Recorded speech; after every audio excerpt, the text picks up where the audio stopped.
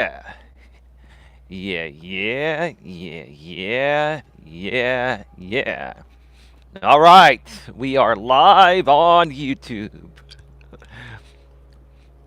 We are live on YouTube. How's everyone doing today? How's it going? The sun is right there. We've got about an hour before the sun sets. And with that being said, I'm out and about on another walk with purpose. Episode number 826.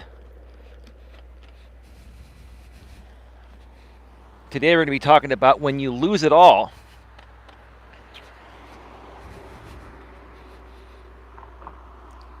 Rebuilding is not a bad thing. When you lose it all and rebuild, it's not a bad thing.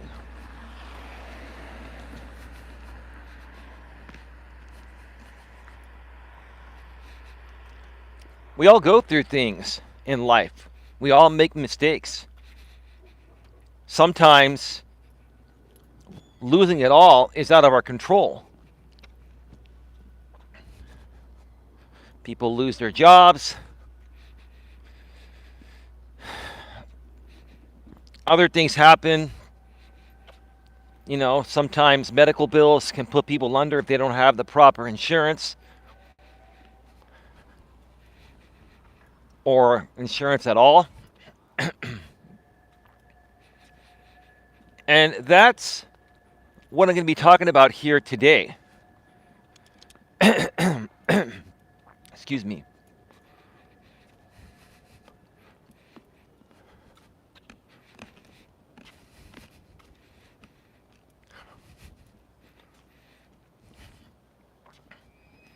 When you lose it all,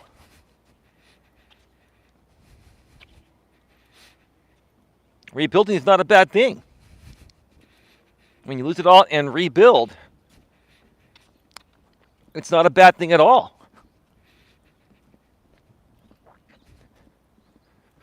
As long as when you do lose it all, you don't let it suck the life out of you to the point of where you have no energy or desire to rebuild. And today, I'm going to be sharing one of my stories about how I rebuilt almost 14 years ago. I've talked about this in the past. I'm not ashamed of it. I had to file bankruptcy almost 14 years ago because I made some dumb mistakes in my younger days. I had great credit. Now, I have great credit again. Now I rebuilt it. That's part of the rebuilding process. But, when I... Give me a second here. Let me see where this person's going. I had bad credit for 10 years. Now, when you file bankruptcy, your credit score goes way down, but you start rebuilding right away.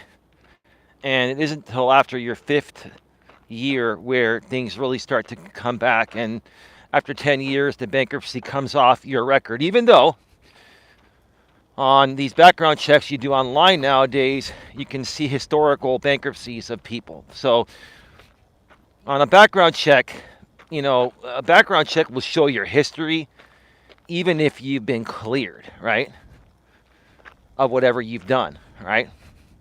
There's always going to be a paper trail of stuff, right? But as far as creditors are concerned, after 10 years, it used to be 7 years, but,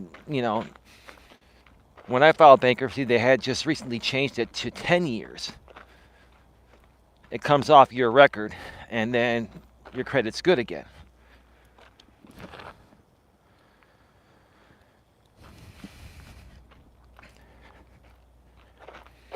And I wanted to talk about this today because in the past I've seen many friends lose it all. They lost their homes back in the days of the subprime loan era, right? That was what, around 2008 or so, right?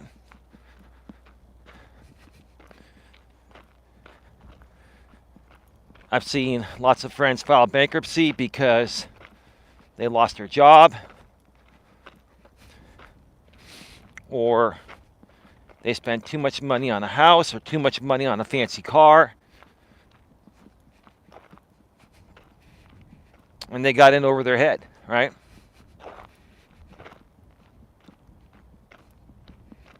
And I'm going to share today, what causes that, because I ended up going into a lot of credit card debt, which is why I filed for bankruptcy almost 14 years ago. I was having a lot of fun. I was living beyond my means. I was at a point in my life, in my late 20s and early 30s, where I finally just started to realize my self-worth. And I started to become more and more confident, and I was able to attract some amazing people in my life that I wasn't able to attract in the past because I wasn't taking as good care of myself in every way before that time. And so I really wanted to hang around with these people, and I also, had some girlfriends that I wanted to take some extravagant weekend getaways with that were quite costly. If you go down an hour and a half south of where I live, it's the Monterey Bay Area, a beautiful, nice, romantic area to take a girlfriend for a weekend getaway.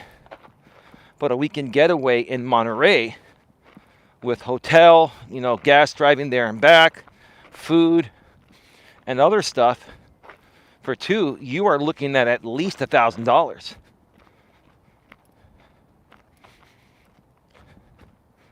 Now, back then, it might have been a little bit cheaper, but let's just say back then, in the early to mid 2000s, between 2000 and 2005, back then, so it cost maybe $700-800 for a weekend getaway there. Today, it's like over $1,000.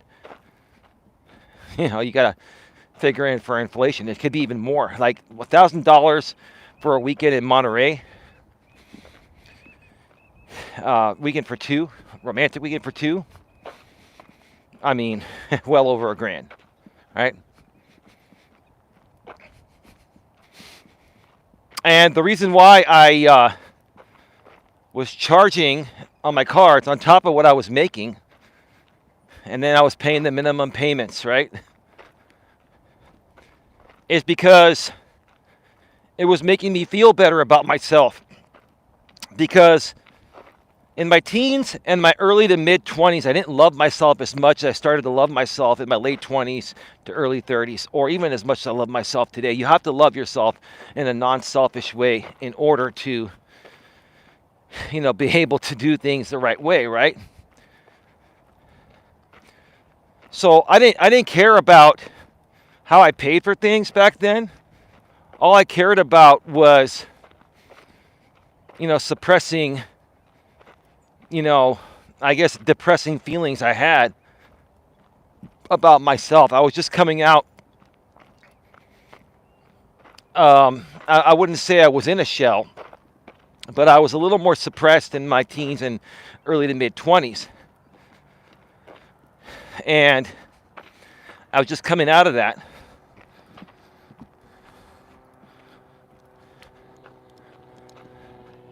And I just wanted to explore the world like money didn't matter, right?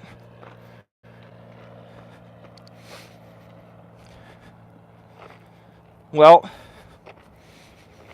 after, I'd say 3 or 4 years of living that life and shifting things around, doing balance transfers to get 0% interest, try to lower my payments, try to stretch out, what I owed, buy more time. After 3 or 4 years, it caught up to me to the point of where I just couldn't afford to pay my cards and pay everything else that I needed to pay. So I ended up filing bankruptcy. And I'll tell you folks, honestly, I've always been a stickler about, trying to do the right thing. Right? I try to be a good citizen. Try to keep a clean record, right? And for the most part in my life, I've had a clean record. Not even a speeding ticket or a parking ticket. I just lived my life doing, I always make an effort to do the right thing, right?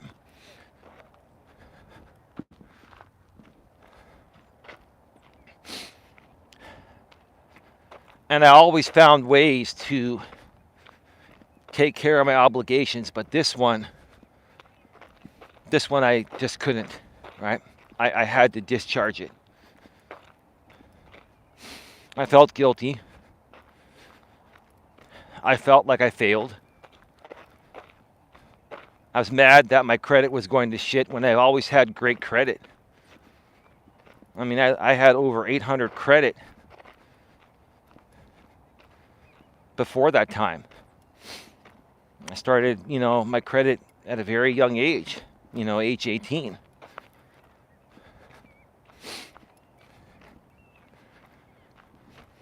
And just kept building from there. Always paid things off at the end of the month. Kept getting new credit offers. Kept getting higher credit limits. Right?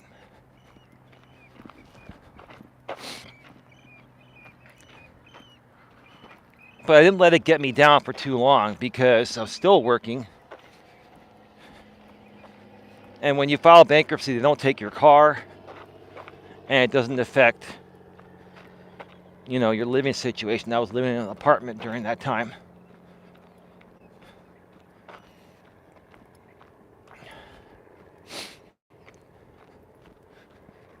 I said to myself, I'm going to turn this around. And that's when I became self-employed and, got my insurance licenses and started turning things around at that point.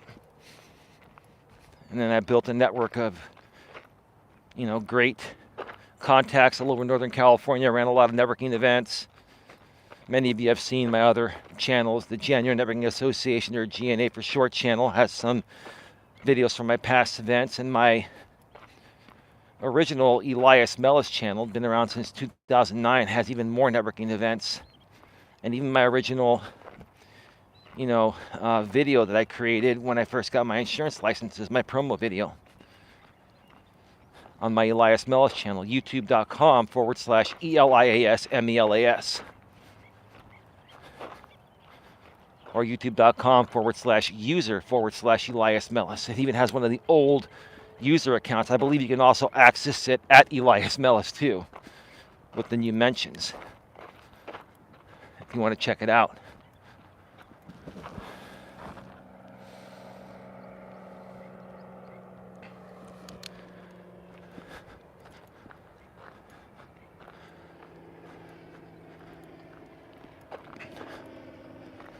I didn't let it get me down, and I immediately started the rebuilding process.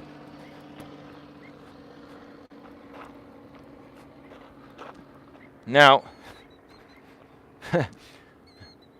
during this time when I was, about to get my insurance licenses, I was thinking to myself, once I get my insurance licenses, I can work hard,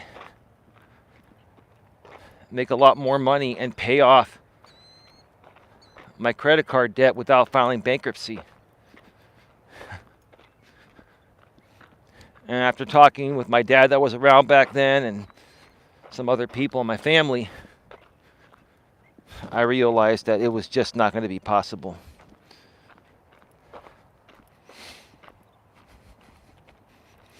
I was told, hey, discharge this, start over, rebuild your credit, save money. This will clear up everything. And it's like you get a second chance.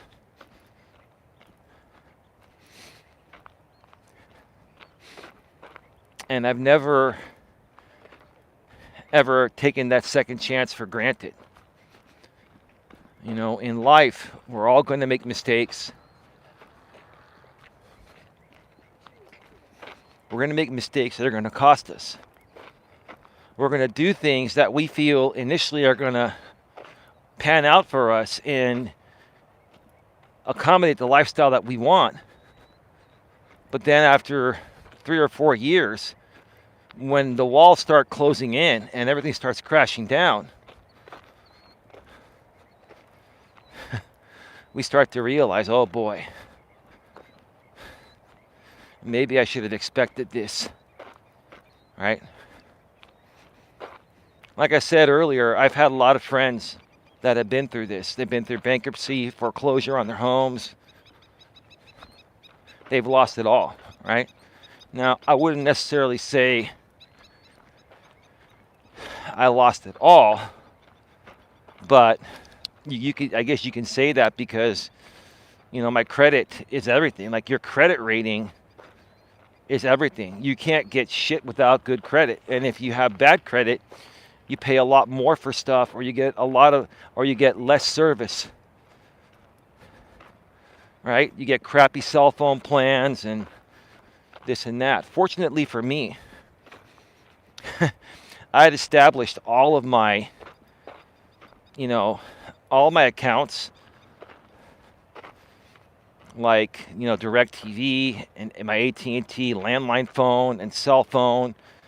I had established all those accounts long before I filed bankruptcy. And as long as you keep paying those accounts once they're established, filing bankruptcy does not affect them.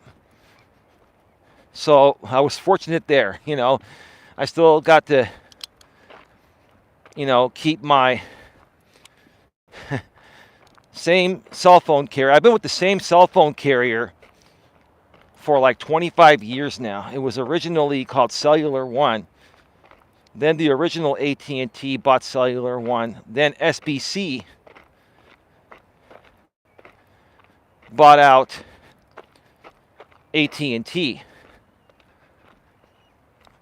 After SBC ended up buying all the Bell, Pacific Bell, Atlantic Bell, Southwestern Bell Company is what they're called, right? Basically, what AT&T is nowadays is all those companies I just mentioned, going back to the days of Cellular One. Cellular One was the very first carrier, and they were based out of San Francisco, California, where I live. They were the first carrier that had unlimited nights and weekends from 7 a.m. to 7 p.m., but then you'd pay 42 cents a minute during the daytime to use your phone.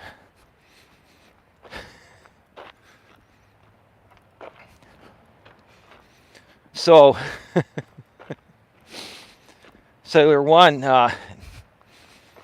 was the best you could get back then, and that's just a little history going back. So I've had my account since those days. So when I filed bankruptcy, none of that was affected.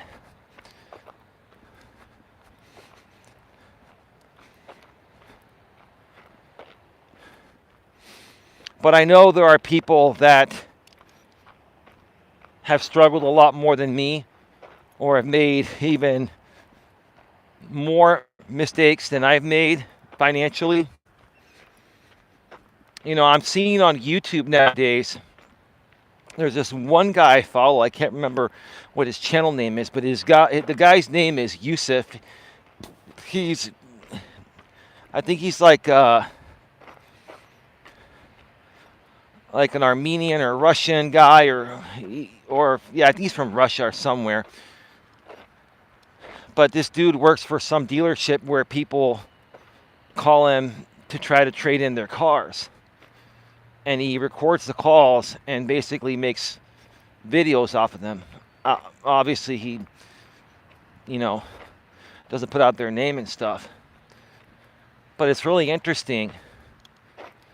Like, there are a lot of people in their 20s and early 30s that are buying these extravagant cars, even if they have even if they make 70, 80, 90, $100,000 a year, they're buying $80,000 cars, $70,000 cars. And they have monthly payments of over $1,000 just for the car. And then your insurance on that is going to be another $400 a month, $300-400 a month at that age.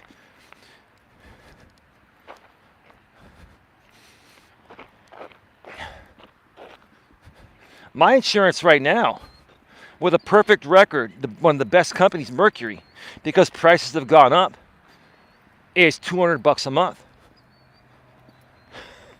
So these people without the best record, and their cars are worth way more than my 2017 Honda Accord is, they're paying $300, $400, $500 a month. Let's say $500 a month for insurance, plus $1,000 for a car, $1,500 a month to drive a car, right? And a lot of these people have negative equity, so basically, the trading value of their car is less than the amount of the loan. The loan is bigger than the trading amount. The loan is bigger than the value of the car. That's due to the high interest rate these people are getting due to not having enough credit or bad credit or whatever, right? See, people put themselves in situations and they don't realize what it's going to cost them down the road. And part of the problem is, lenders make it easy for people to qualify for these loans. And what happens? These people pay an enormous amount to drive their car for about a year or so. And if that car gets repossessed, guess what? The lender will repossess the car. And they'll still take the money you put into it, and they'll profit more money. Lenders know exactly what they're doing, so you have to understand what you're getting into before you get into it, and don't put yourself in a situation that's going to end up being over your head, all right?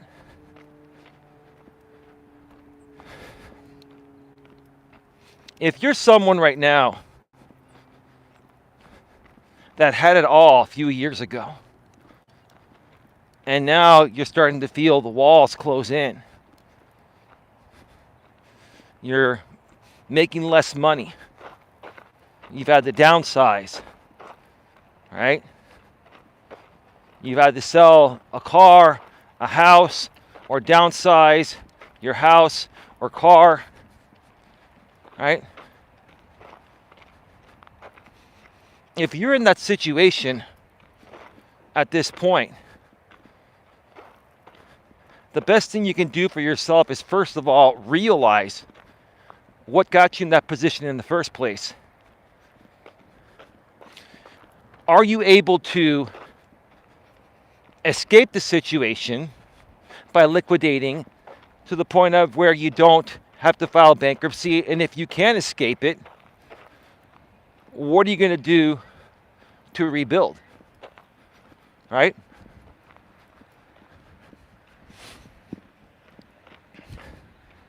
Because I'll tell you,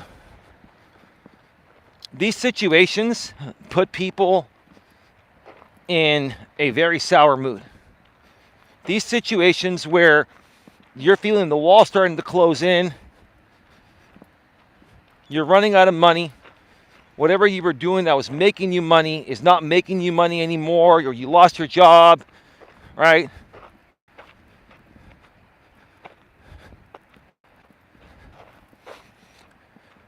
I've seen a lot of YouTubers quit YouTube because they lost sponsors. A lot of the YouTubers that said, I quit, And I watched their videos. Like this happened earlier on in the year.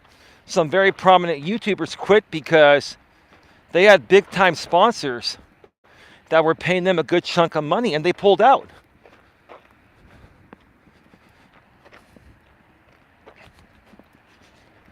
And this is the thing that people need to understand when it comes to certain businesses, when it comes to certain ways of making money. It's not guaranteed, and you can't count on it for the long term, right? You can't count on, let's say, YouTube revenue, sponsorships, ad revenue, donations from your fans. You can have some of the best fans in the world and they support you regularly, and all of a sudden they just can't support you at that level anymore. Not because they don't love you, because they just don't have the resources, or they have to use their financial resources elsewhere. You can't count on that. You cannot depend on that for future income. You see, for me, when I filed bankruptcy almost 14 years ago, I started to think ahead, right? I'm not saying I didn't think ahead in the past, but now I even think more so ahead. Whatever I do, how's it going to make me money, not just now, but in the future? How am I going to have guaranteed money coming in the future, right? Or nothing is guaranteed, but how am I going to set things up to the point of where I more than likely am going to have guaranteed income? You got to have an investment strategy, right? You got to have your money making you money, and you got to invest your money when you have a lot of money, because here's the thing, you're not going to make a lot off investments if you're only investing $500 or $1,000 or $2,000. You gotta like invest $100K plus. And it may sound scary. Now, I'm not a financial advisor. This is not giving you financial advice. This is just something that I've done for myself. Whatever you do at your own risk, right?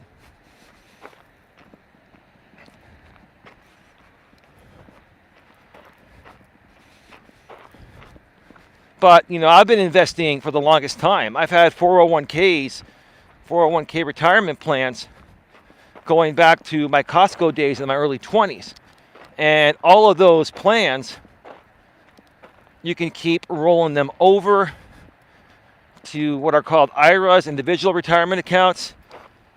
And there are other investment portfolios you can invest in. I'm not going to get too far into it, right? But, between what I had put into 401ks back in my days when I was working W-2 jobs in the retail world, and then individual retirement accounts after I became self-employed, IRAs and other accounts, I've reinvested my money to make me money, right?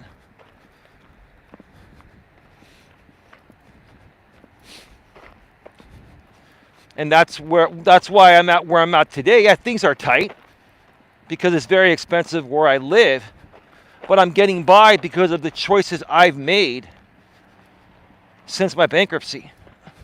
I learned a big lesson, right? I learned how to better manage my money.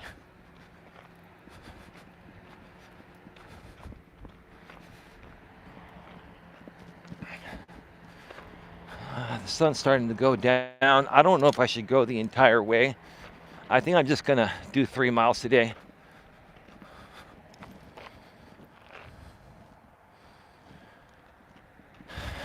I'm not going to turn to the right and do the last quarter mile out and quarter mile back to the observation deck, because that sun's going to start going down, and 3 miles will be good enough today. I'll get back out here earlier tomorrow and do the full thing.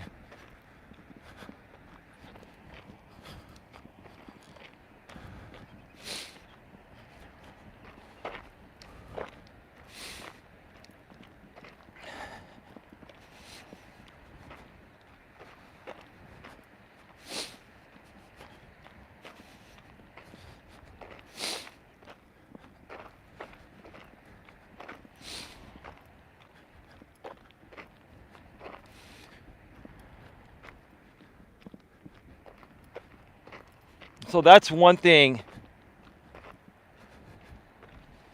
that I suggest people to look into. Get yourself a financial advisor, a licensed and trusted financial advisor that sells securities and annuities and variable annuities.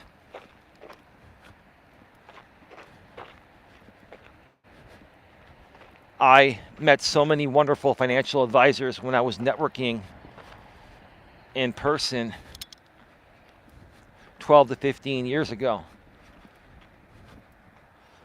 So, I've got, trusted people that are helping me manage things. Give me a second, a few people are coming over here.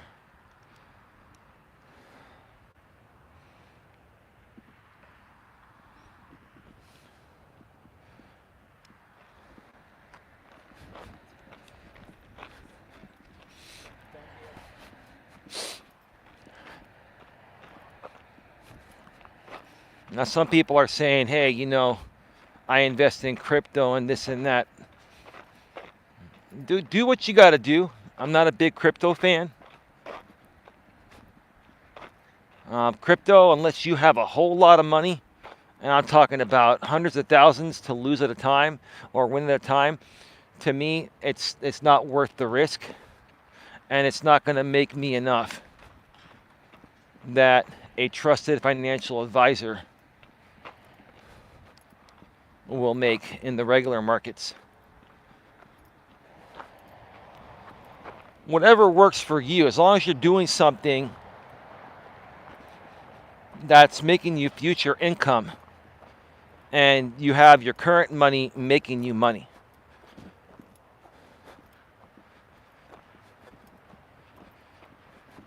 And if you do it right and you make some good investments and your money keeps making you money, it compounds. Now, sometimes it goes down, it fluctuates. So, you're going to have a little bit of a roller coaster, and that's why, certain months I could spend more than others. There's market fluctuation, but one of the best things you can do is invest your money and have your money making you money. Now, one of the best investments you can make is buying a property.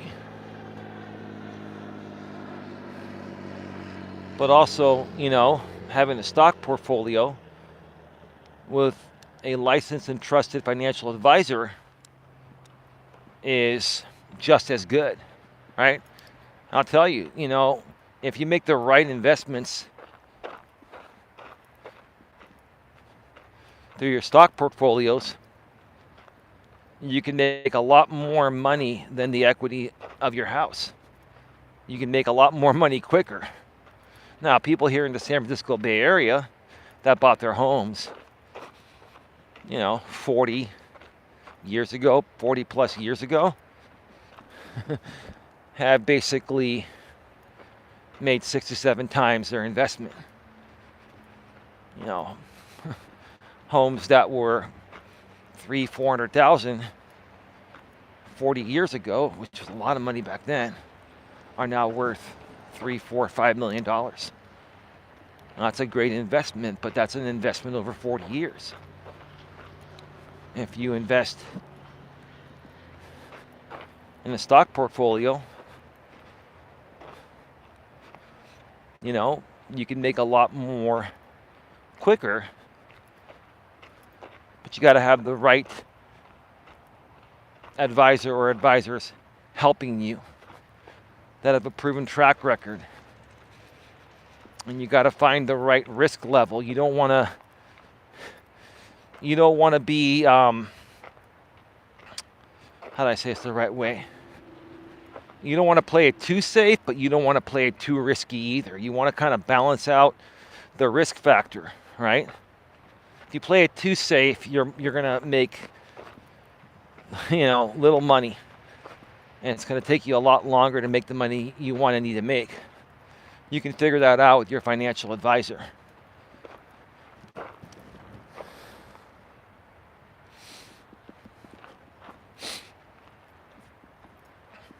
But during the last part of this show, as I head back, hey Sifu Smo, how are you doing, bro? It is great to see you here, man.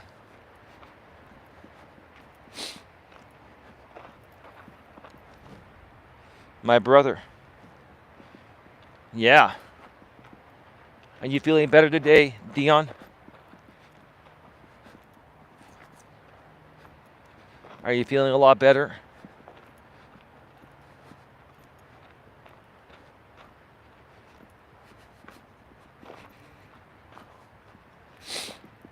I hope you are, man.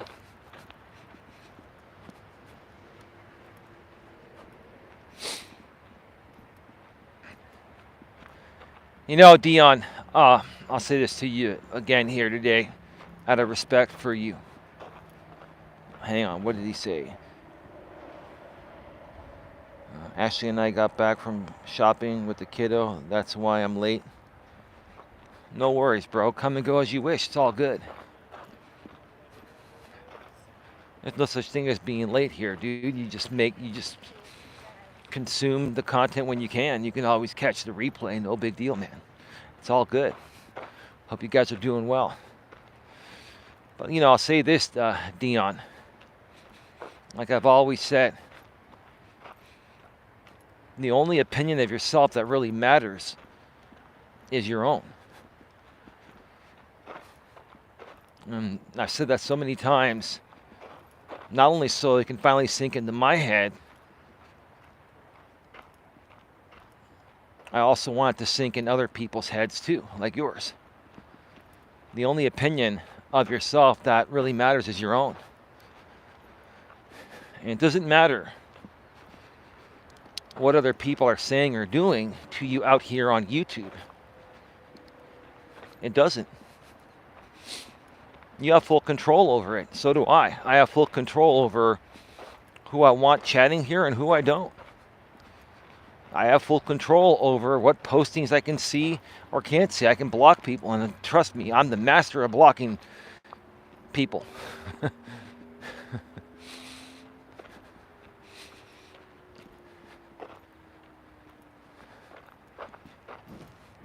We have a lot of respect for you, bro. Well, I humbly respect that and appreciate that, man.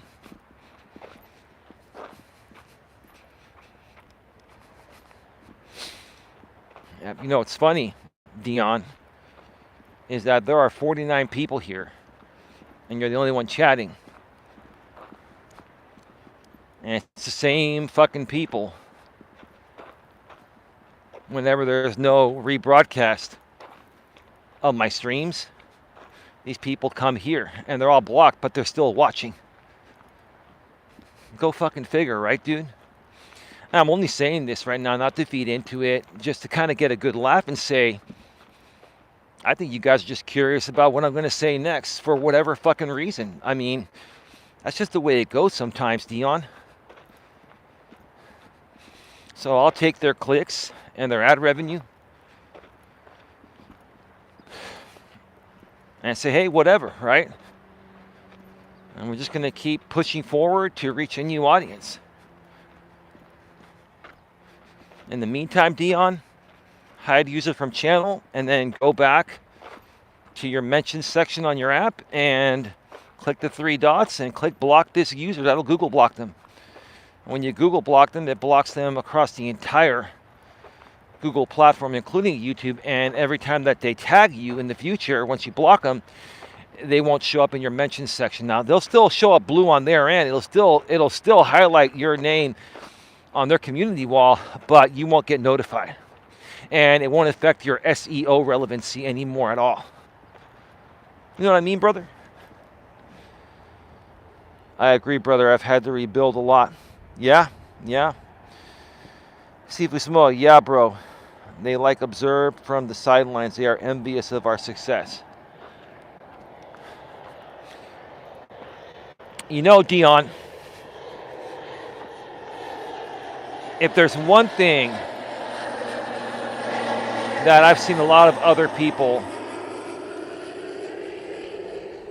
do, especially out here on YouTube, to try to gain traction and get the validation, right, is, people will show off what they have or how good they are or how much money they make or how much more money they make than you. And I've never once done that. People have asked me in the past about income and stuff like that, and I've talked about it. I don't talk about it really anymore because I've realized that the people that were asking me were just looking to exploit me for content. I'm not afraid to share anything with anyone, but you don't have to always go out and say everything, And understand this, Dion, that success is subjective to how you feel about yourself and how each individual feels about themselves, and then what they think about you is at an individual level. Just because you might have one or two or three people say that, you're a loser, you don't make any money, you're a fraud, whatever, right? Doesn't mean 97 others won't be your biggest cheerleader, bro. And you just can't let one or two or three people that are just running their mouth because they have nothing better to talk about. You can't let other people derail you from being who you are and staying, positive and on track,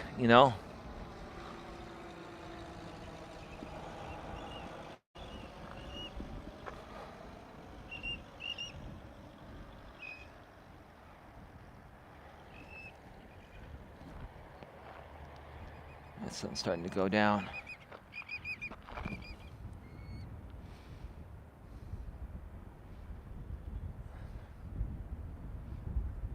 TV, you got to realize, bro, we are successful public figures on YouTube. They wish they had our lives like you, bro. You know how many people wish they had your public speaking skills? You have a gift like I have a gift in self-defense. Maybe so, bro. Maybe so. But here's the thing. I'm only speaking for myself here.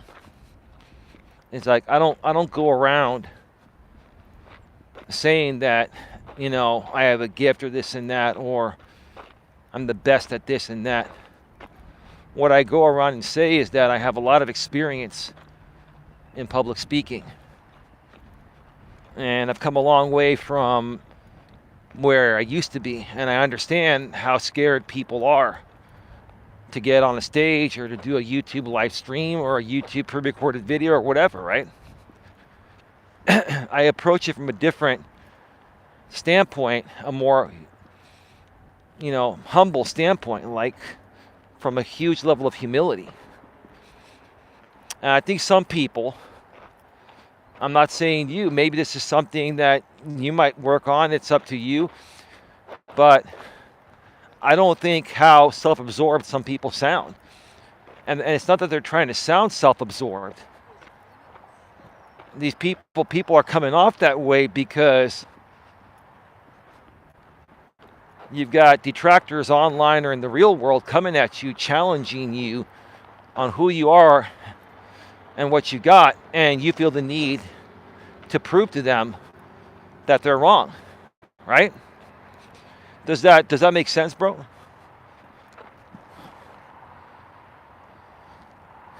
See, Eli, you're an inspiration to me and my wife. I mean that with all my heart and soul. I appreciate that, Dion. Here's the thing. You know why I appreciate that, Dion? Because, I've told Dawn this and some others too. And Don is the same way. If I can help just one person, even free of charge, every now and then have a breakthrough and it helps them better themselves, then this is all worth it to me. Right? Now, granted, I would like to make a lot more money. I wish I was making a lot more money doing it. But the money will come when the time is right. And I used to cry over spilled milk. I used to whine and complain that I'm not making enough money, and other people that are creating shit content are making more money. I don't do that anymore. You know why? Because when the time is right, it'll take off on its own. It just hasn't been meant to be yet. It hasn't meant to take off yet. But at some point, when it's meant to take off, it will. In the meantime, I'm going to keep helping people one at a time like you. And I'm glad you're getting value, and I'm glad it helps you out. I'm glad you appreciate it, man. Thank you. It means a lot.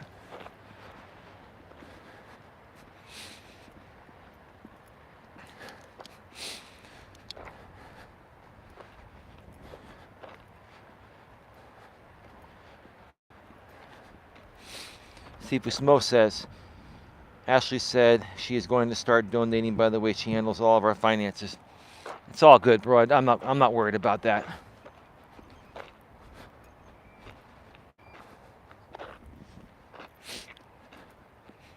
I handle all the finances between Dawn and I, and not because she can't handle it.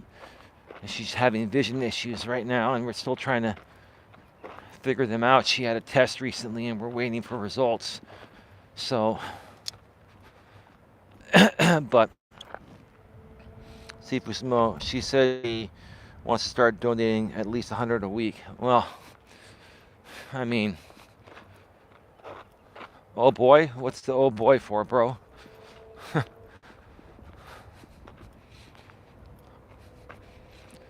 It is what it is, Dion. You know, donating or not a big deal, dude. People that can do it when they want to do it, if they can do it, that's on them.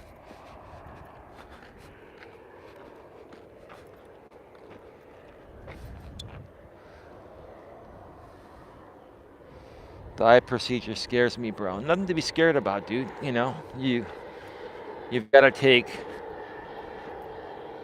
preventative measures in life, or if you're experiencing a sudden change in vision, you got to get it checked out right away.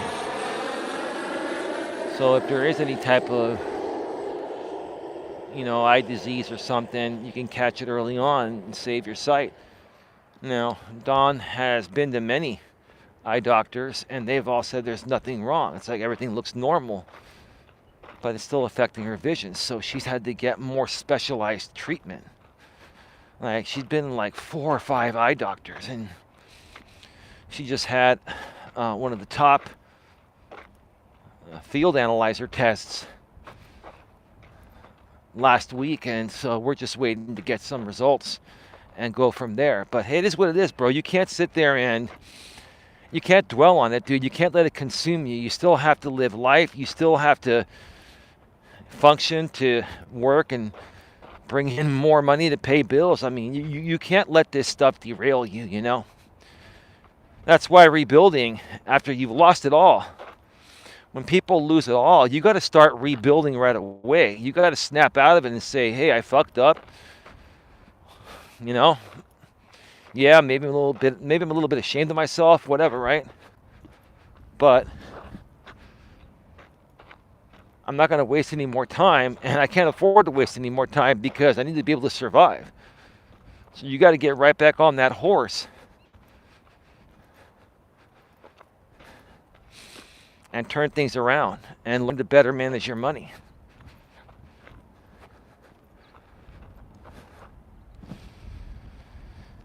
Our time is money. You're right about that. Time is money. Time is money. Absolutely. Absolutely, time is money. Sometimes, Dion, when you're building something, you're not going to make money. You know those startups here in the Bay Area that are not successful? Let's take Facebook, for example, or YouTube, for example. When it first started, it didn't make money. And even when Google bought out YouTube, a year after those Stanford College kids started it out here in the Bay Area, the San Francisco Bay Area, in San Mateo, California, literally 2 cities north that way, okay?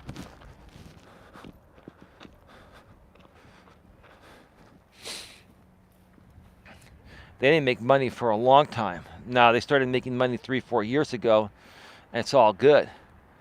But a lot of times, when you're starting a business, you're laying down the foundation, and it's not going to be profitable sometimes for 5 to 10 plus years. That doesn't mean it'll never be profitable. Some businesses take that long to get off the ground. And if you can sustain moving on, like here, I've been doing this 6.5 years. I'm the furthest thing from profitable out here. And the amount of time I spend doing this compared to the money I make, I'm technically losing money. I'm not actually physically losing money because I'm getting ad revenue, and plus it's not costing me really much to do this except to drive, to and from wherever I'm doing these shows, or the electricity to charge my phone, right? An external battery pack. But yeah, the time is the main thing.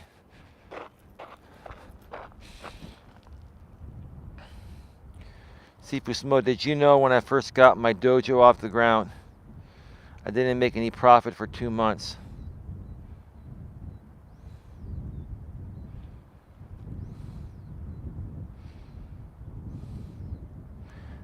But then gradually I started getting students and then started making revenue. So true.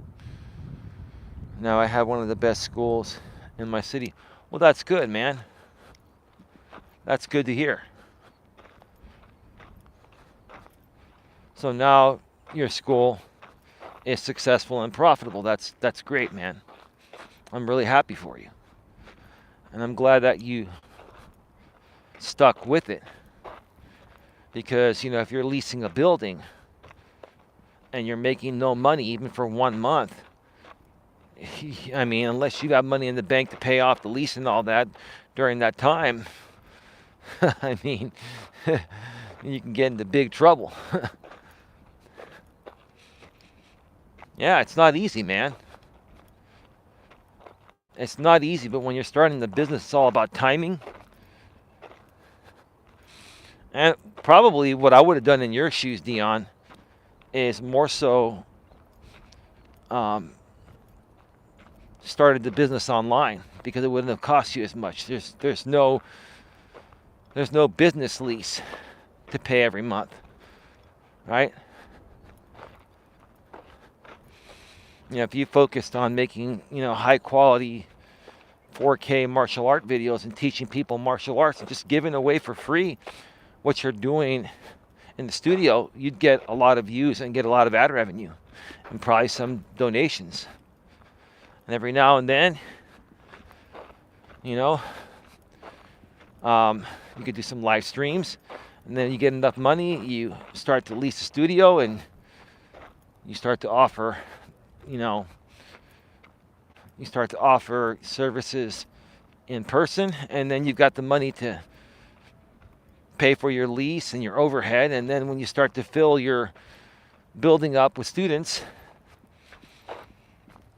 and you're making more money than your overhead, then you got enough to pay your bills and make some money to take home with you, right?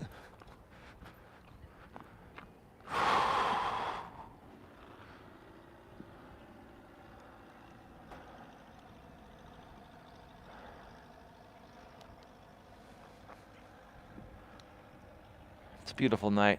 I cannot complain. I'm going to take the shades off her right now, take off the Ray-Bans.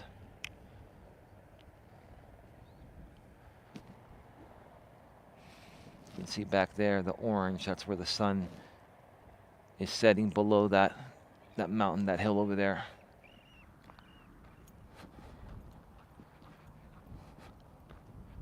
I have 25 students now. They all pay monthly. That's good. Very good. Ashley pays the least, but that's because she makes more than me. Okay, well, I don't know if I'd go publicly admitting that, but I know you've done that before. That's great. Wonderful. I don't care about the money, to be honest. It's the joy it brings, my heart knowing I can teach kids to defend themselves. And that's why your woman's probably helping you out financially. She was helping you out to get it off the ground because she knows that if you could do it for free, you would, because you love helping people. Let me tell you something. When it comes to good women, like your woman, my woman, etc., one of the most touching things to a woman is when a man wants to help other people for free because they love doing what they do and they don't do it because they're money hungry, right? But we need money to survive too, Dion. That's the thing. I'm exactly the same way as you. Like, I would rather not charge anyone anything. I'd rather give everything away for free. But then, how am I going to eat? How am I going to eat and, pay for my gas and my insurance and rent, mortgage, etc.? Like, I get it though. I get where your heart is at. Your head and heart's in the right place.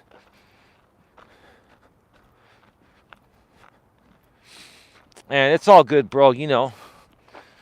Like I've said many times over the last several years, 30% of women here in the U.S. are now the breadwinners in the household. That's staggering compared to 55 years ago before women were liberated when it was zero. Women have risen up. And nothing wrong with that as long as, hey, men are still men and women are still women. But that's a problem within itself too, because some women act like men, some men act like women. And the polarity's fucked up, and that's why there's so much divorce, and that's why just things are so messed up nowadays in the dating world and marriages. But I'm going to keep doing my best to help people understand those differences, and that way they can truly find what they want and be happy. Just like I found what I truly want. That makes me happy.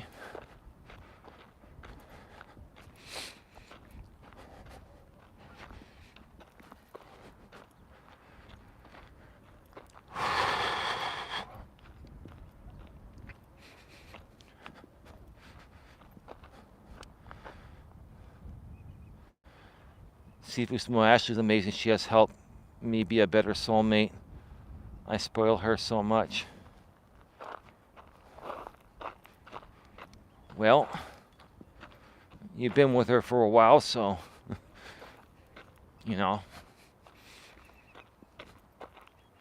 every now and then, you got to do something extravagant for a lady you've been with for a while.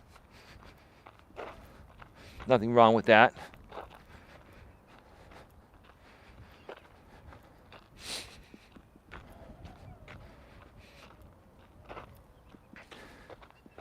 I just don't like the word spoil because,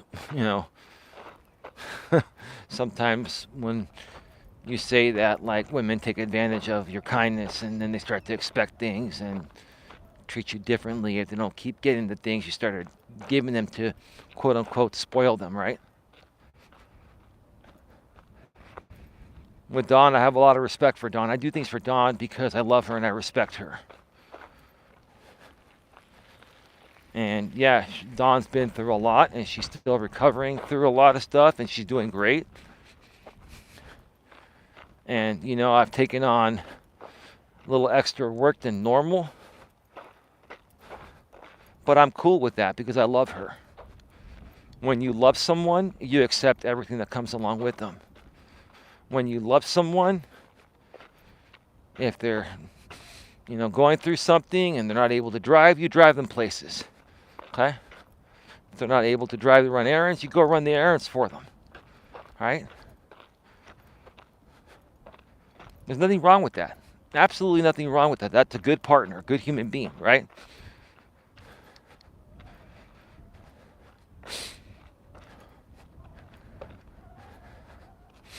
And anyone that thinks differently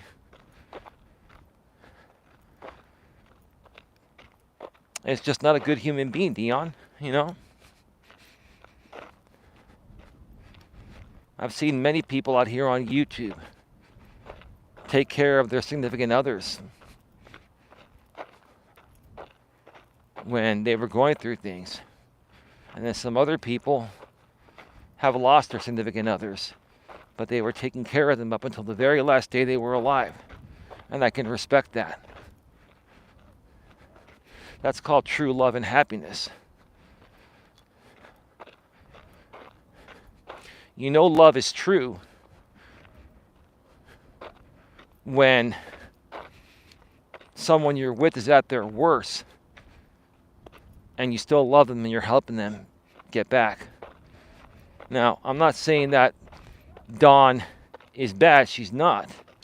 But she's never been in this, health position in her life. Right? And a lot of it has to do with, childhood trauma and emotional, verbal stuff, verbal abuse, emotional abuse, abandonment from a young age. And because a lot of that stuff is still unresolved to this day, it affects her at times.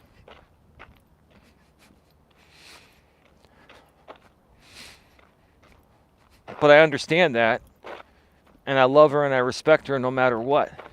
Because what matters the most is someone's heart and soul. And she has a heart and soul unlike anyone I've ever met. And she's very loyal and faithful.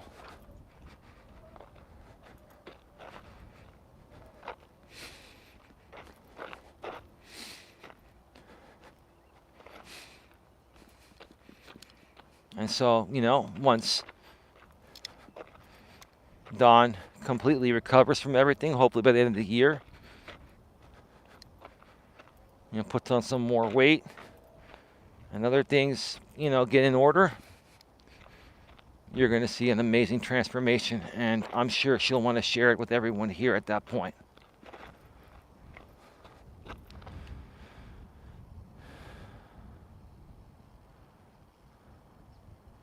She spoils me as well, to be fair. Oh, okay.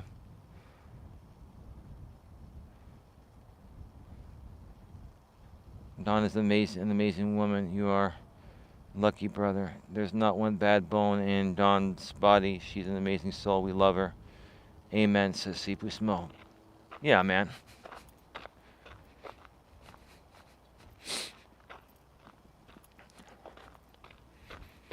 I'm very proud of her, We've made some very wise and great decisions lately, especially regarding YouTube.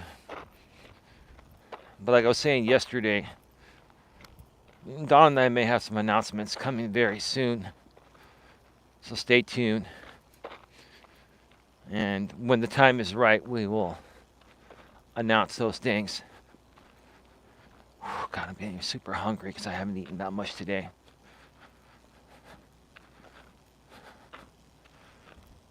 I had like a Nutri-Grain bar for fiber. It has good source of fiber in there. And I had a low-fat plain Greek yogurt from Trader Joe's. And I thought it was going to be enough to get me through this walk, but it's not. I've already burned all that off. So I gotta get home and make some dinner for Dawn and I real quick and kick back and relax. Sunday night, folks. I hope you're all relaxed at home and getting ready to start a new week. The new week starts tomorrow. Started off with a bang. Started off with a blast. Started off positively.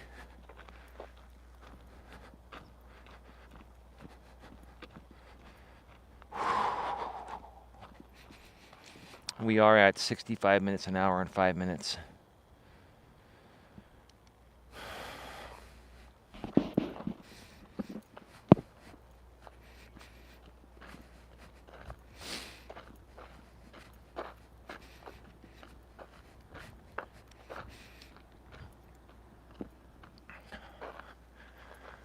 Yeah, it's a beautiful night.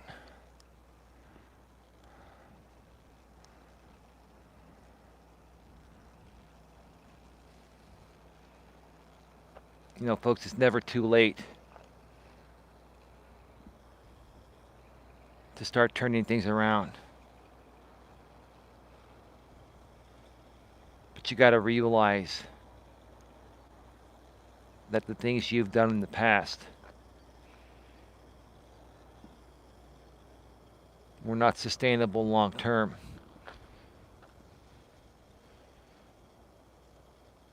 And we've all done things to shortcut things in our lives, thinking that this was going to be the big thing to get us ahead and keep us ahead. But no, these things are short term and not sustainable long term. And when these things that we felt were going to carry us through for a long time start to fall apart after being very successful for 2 or 3 or 4 or 5 years, we start to panic. We start to overreact. We start to be very disgruntled. We react and overreact to anyone and everyone for no reason. I've been there before, and I've seen many other people that pushed the boundaries on certain things, and then the wall started to close in.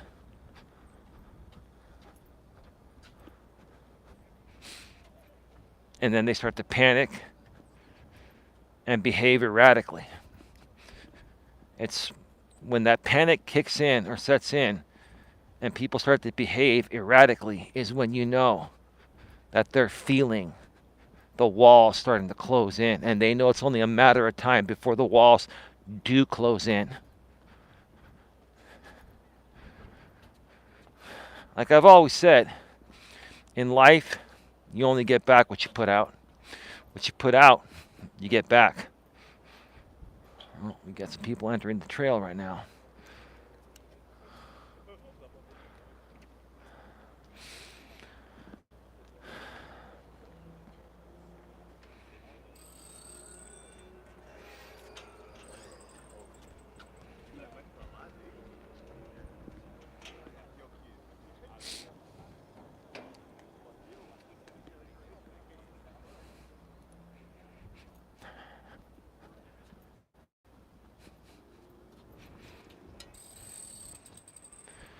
Folks, please get your final questions, comments, or concerns in the chat. We're going to be off the air in about 5 minutes or less.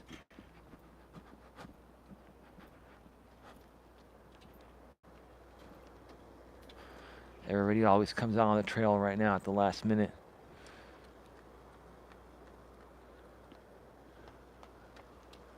We got a lot of people that are jogging on their way into entering the trail. Like the last 2 people were in this dude over there.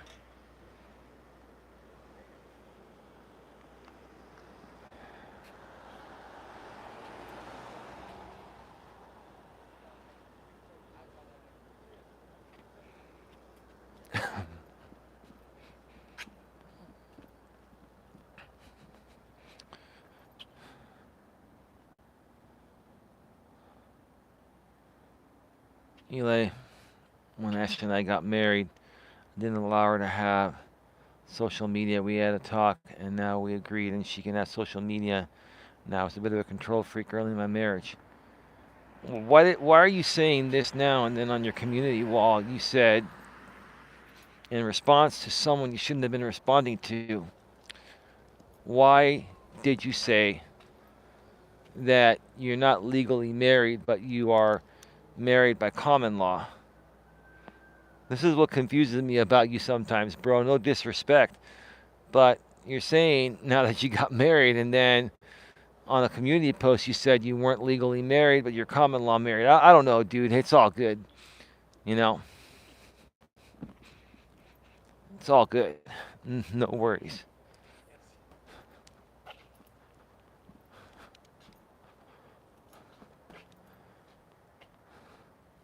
Kind of like Bob the Builder, we have to be, in a sense, if you think about it. Uh huh. We aren't legally married, but still married in spirit. Okay. Well, when you come out and say, when Ashley and I got married, it sounds like you're legally married.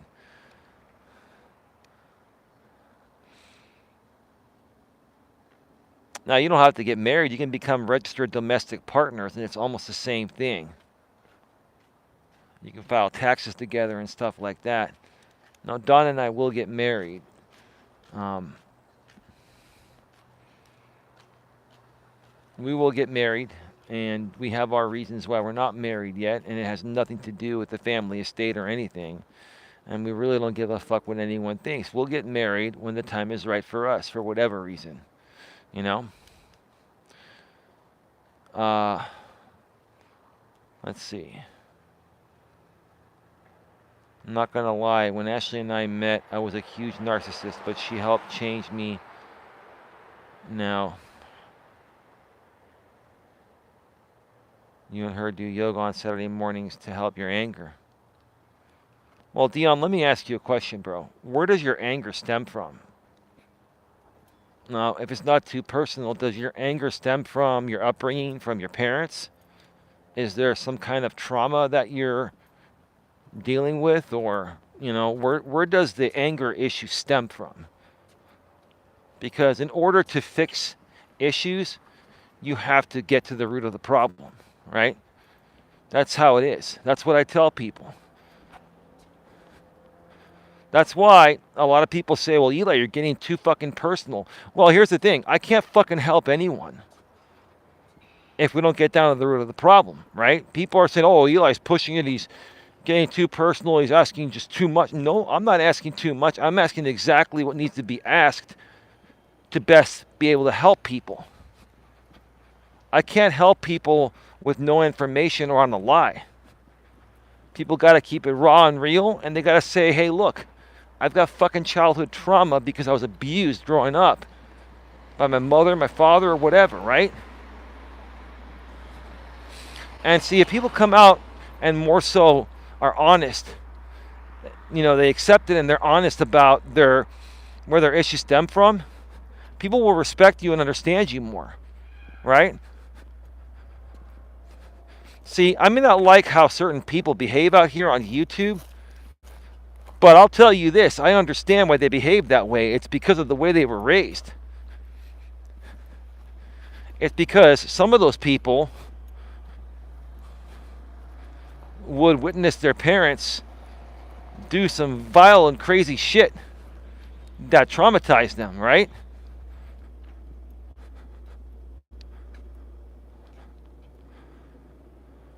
My anger stems from me being the only African American kid in my family.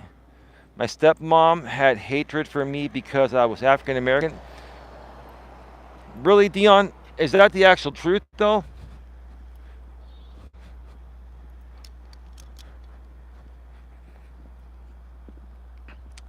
That sounds pretty messed up, Dion. I mean, that's where your anger stems from, and that's what actually happened?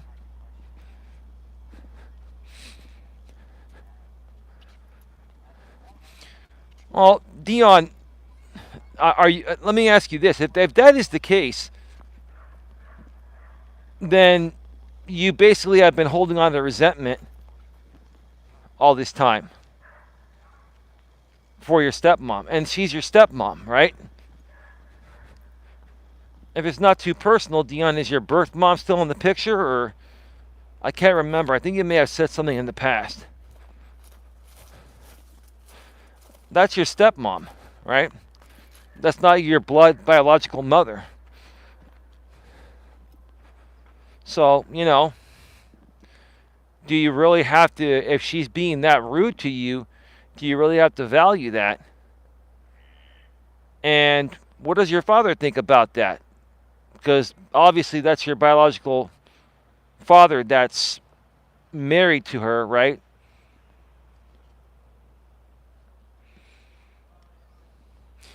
Yeah, these are the situations that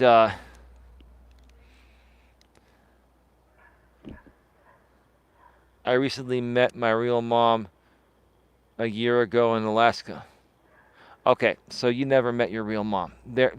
See, there's the issue right there. God bless you, Dion.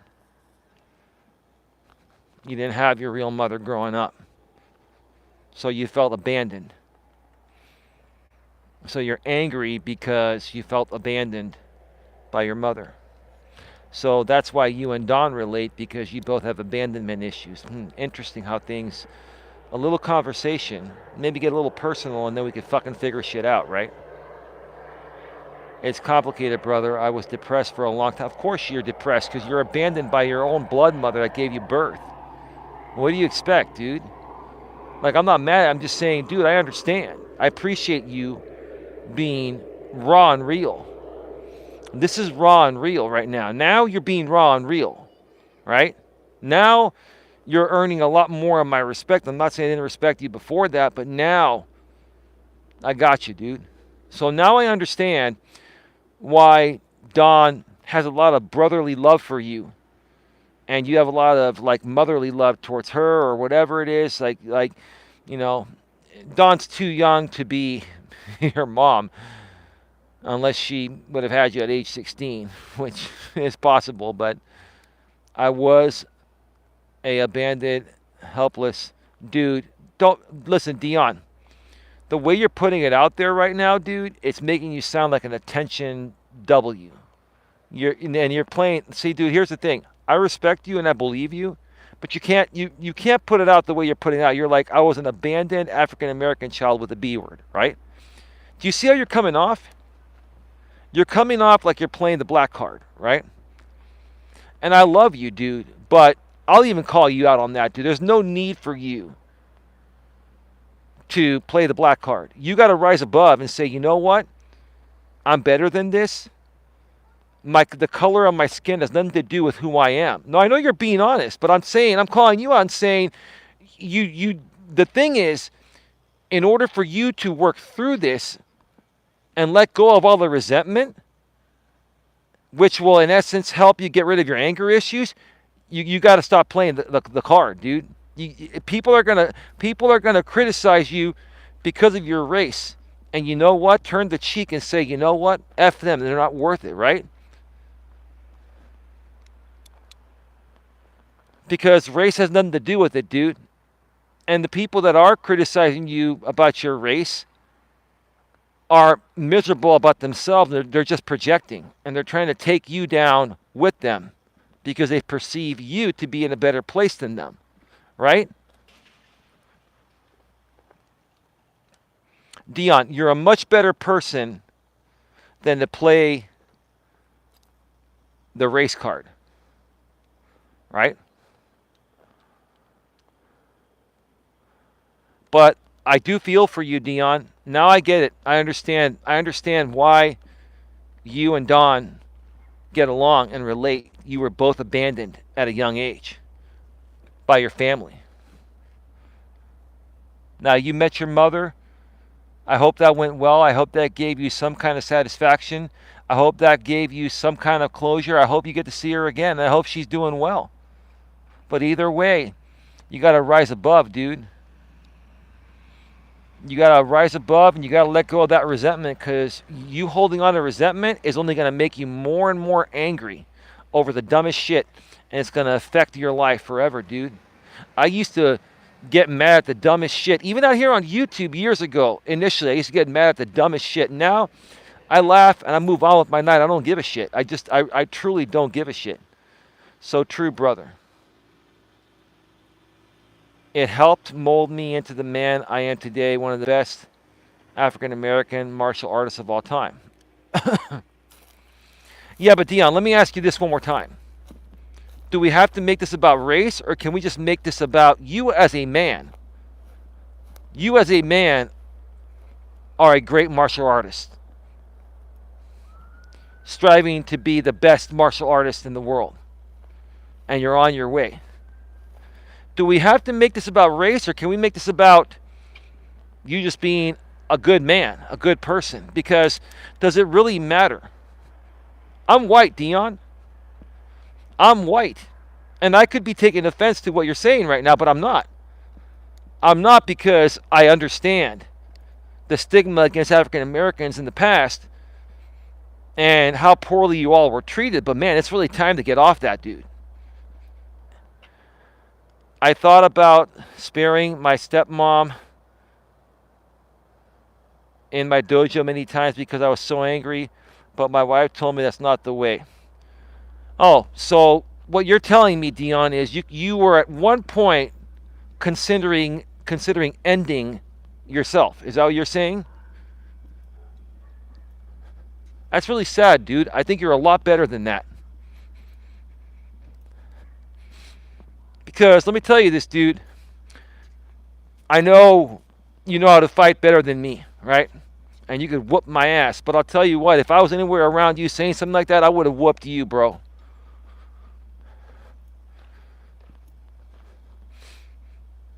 Don't ever think about that ever again, dude, because you're worth it. Everyone is worth it.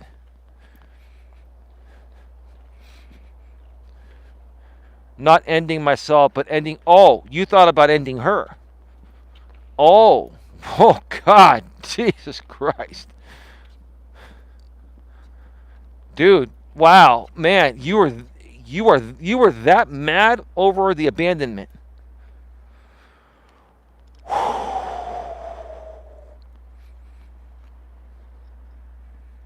Wow, Dion. Yeah, I don't know, dude. You must have grown up in areas that weren't the kindest on the street. You come from the street, don't you? You come from the hood, huh? You're a true friend, and I respect that, brother. I'm trying to be, dude. I'm just saying, like, you come from the street. I'll tell you, Dion, I cannot relate to you there, and I feel for you. I can't relate to you there because I've never come from the street. I've always come from suburbia, middle class or upper middle class suburbia. So I'm sorry, Dion. I can't relate to you in that way, but I feel for you. And I'm like, man, I'm glad that none of that happened, dude. And at least here you are. You're trying to turn things around. God bless you. Final thoughts, Dion, then I got to run. 83 minutes, an hour and 23 minutes. Unbelievable. We maintained 56 people.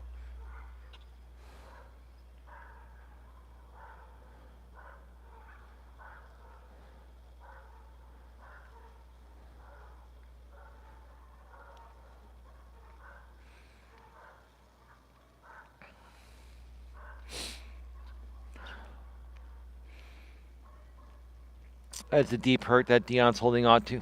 He's holding on to resentment.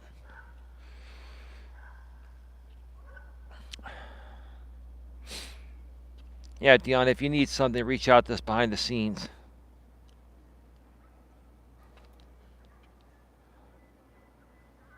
Some cuts hurt more than others, I understand. Yeah, Amused Lady, I know you've been here under different accounts in the past.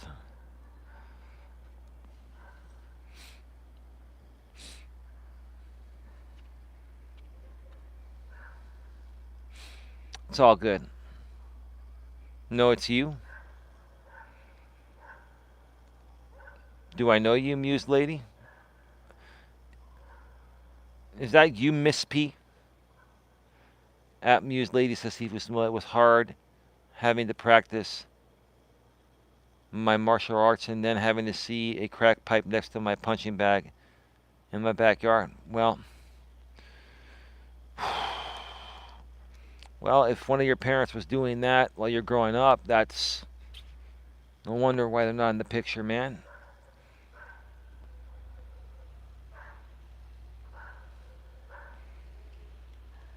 I mean that's like a CPS situation there. Now, I don't know enough about your backstory, Dion, and I don't want to make it a whole public spectacle. I don't. But man, wow. Thank you for being honest. Thank you. You know, dude, this is the way to work through it, man. I'm proud of you, dude. That's why I'm staying on a little bit longer. I'm proud of you. I'm really proud of you, man. You're gonna let it all out. Muse lady.